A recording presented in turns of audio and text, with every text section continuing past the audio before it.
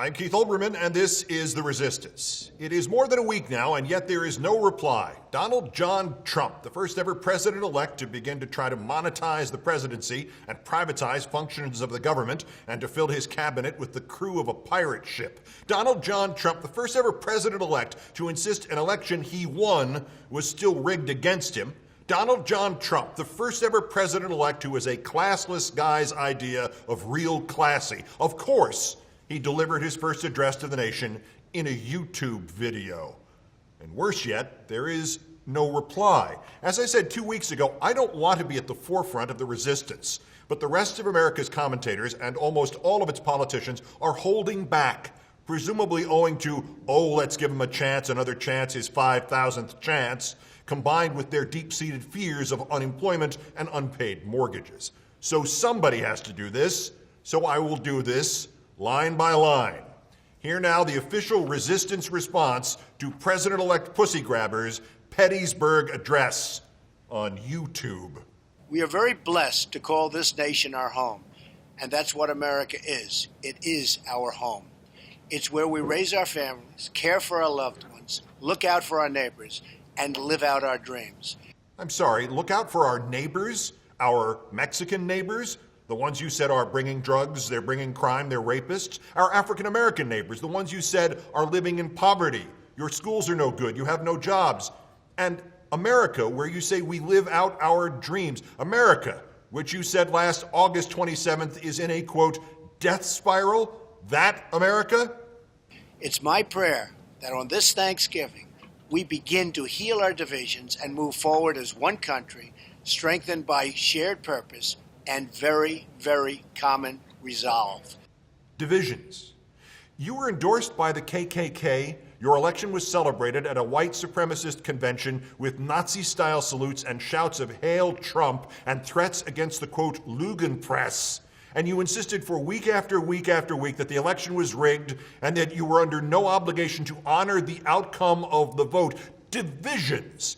3 days after you recorded that, you were calling the Democrats, whose candidate got more votes than you did, quote, badly defeated and demoralized. But go on, Trump. Explain to me how we will begin to heal our divisions, which you personally caused.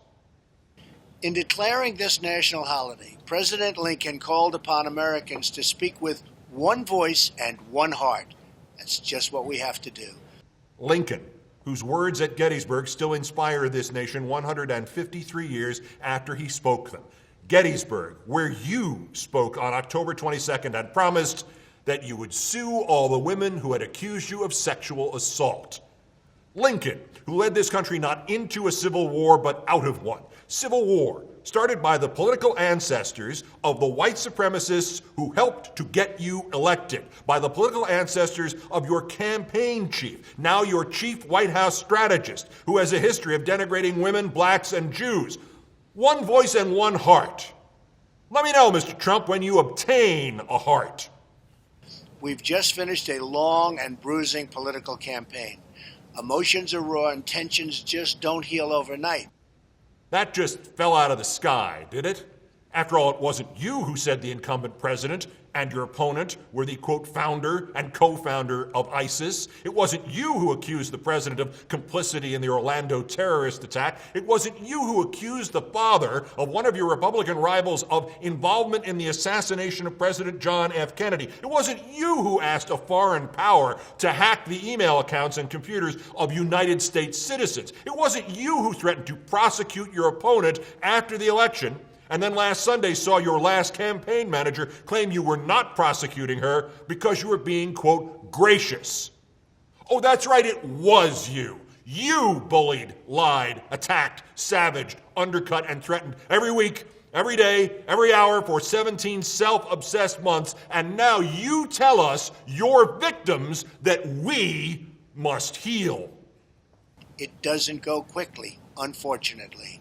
But we have before us the chance now to make history together, to bring real change to Washington, real safety to our cities, and real prosperity to our communities, including our inner cities. So important to me and so important to our country. Nice pointless ad lib at the end just there. having exaggerated, exploited, and in many cases cut from whole cloth these almost imaginary defects of safety and prosperity, you now call upon those of us who did not swallow your timeshare pitchman's snake oil of hate to solve these problems, to which you will obviously give attention only in between your efforts to personally profit by exploiting the government of the United States of America. But to succeed, we must enlist the effort of our entire nation. The entire nation? Including the majority of this nation who voted for somebody besides you? Including the plurality of this nation who voted for Hillary Clinton and not for you? All of us, including those of us you have derided in victory as badly defeated, you get nothing from us. You made this bed and then you lit it on fire. Best of luck. This historic political campaign is now over, but now begins a great national campaign to rebuild our country and to restore the full promise of America for all of our people. You mean people like Betsy DeVos, the nominee for Secretary of Education, who doesn't believe in public schools and had to be ordered to pay taxes for her local school district. Or people like Jeff Sessions, the nominee for Attorney General, who prosecuted African Americans for voting and who opposed not just illegal immigration, but also legal immigration, and who is also a climate change denier. Or people like Michael Flynn, the presumptive national security advisor, who claimed Islam is not a religion, and who tweeted links to a conspiracy nuts claim that Hillary Clinton was involved in, quote, sex crimes with children, and who insanely claimed in speeches as recently as 3 months ago that legislators in Florida and Texas were trying to impose Sharia law in those states.